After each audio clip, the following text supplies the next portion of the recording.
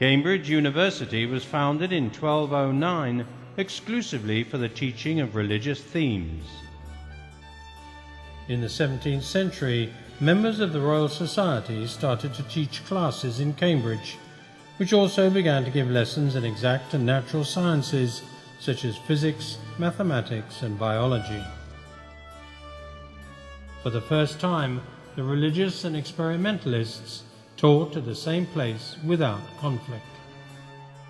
This way, science as we know it today started to develop, and encouraged by local government, began to multiply. The scientific method opened the way for the scientific revolution. The academies helped to disseminate and consolidate this attitude. Natural sciences advanced enormously. Man's life on the planet changed rapidly and radically over the last 150 years.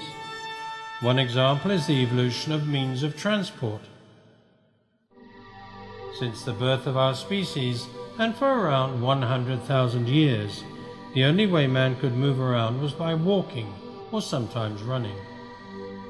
The maximum speed achieved this way was 3 to 10 kilometers per hour. If they had to run, hunters would achieve a maximum speed of 14 or 15 kilometers per hour. For a long time, nothing changed until the invention of the wheel.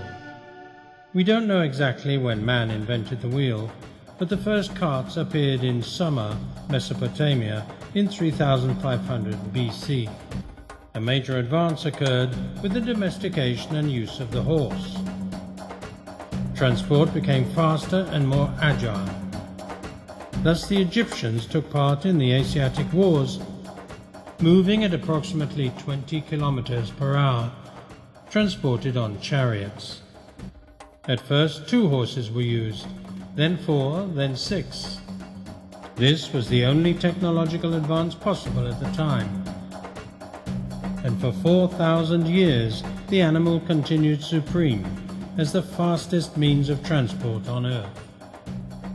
A little before the publication of the scientific method, coaches with up to 6 or 8 horses started to come into use. From then on, in just 200 years, the story would be different. In 1825, George Stephenson perfected the steam engine and built a locomotive. For the first time, an invention built by man surpassed the speed of the coaches. Speed brought a growing rhythm to man's search for evolution, and the wheel touched the clouds.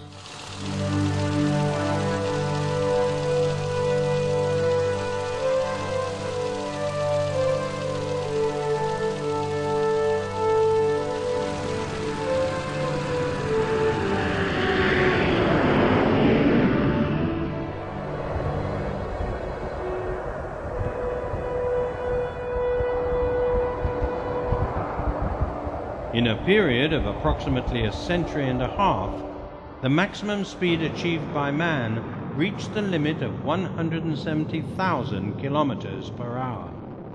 And in the 20th century, in 1969, man arrived on the moon. A ciência, o conceito de ciência, está bastante difuso entre as populações em geral. Embora não se saiba concretamente direito o que é exatamente ciência, há a noção que existe algo que descobre, que inventa. Quando pega o celular, ou liga a televisão, ou vai comprar o remédio na farmácia, existe a noção que esses produtos são coisas que derivaram-se da ciência. Agora, a questão de humanismo não é tão fácil assim. Não se sente tão fácil a noção de humanismo. Por quê? Porque não há produtos de uso imediato. Então, embora a noção de ciência seja embrutecida e simplesmente ligado ao bem-estar que ela produz, a parte humanística não há isso, claro. É preciso, no meu entender, educar. Não é que a educação vai fazer o sujeito humanista, não.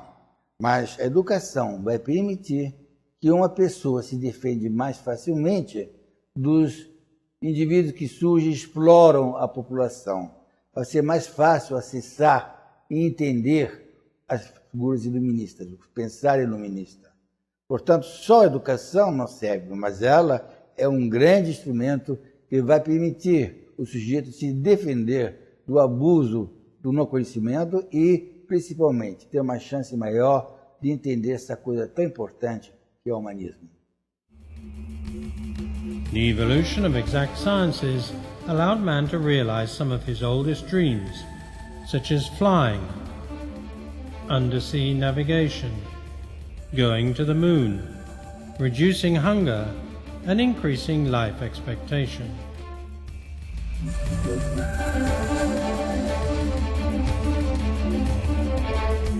But did the human sciences evolve as much as the exact sciences?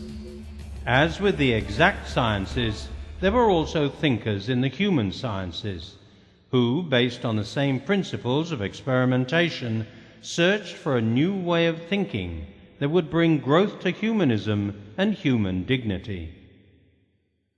From the 17th century on, Illuminist thinkers appeared, whose ideal was to extend the principles of knowledge to all fields in the human world.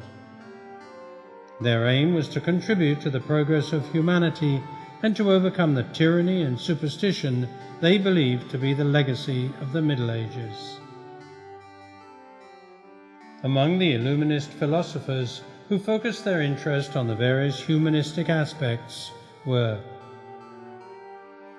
John Locke, who defended individual liberty and private property; Voltaire, who preached freedom of thought and criticized religious intolerance; Jean-Jacques Rousseau, in The Social Contract, he defends the state's policy towards the common good and the general will, questioning private property; Denis Diderot, who sought universal knowledge as a way of liberating man. The thinking of these men served as a foundation for various ideologies that have lasted until today.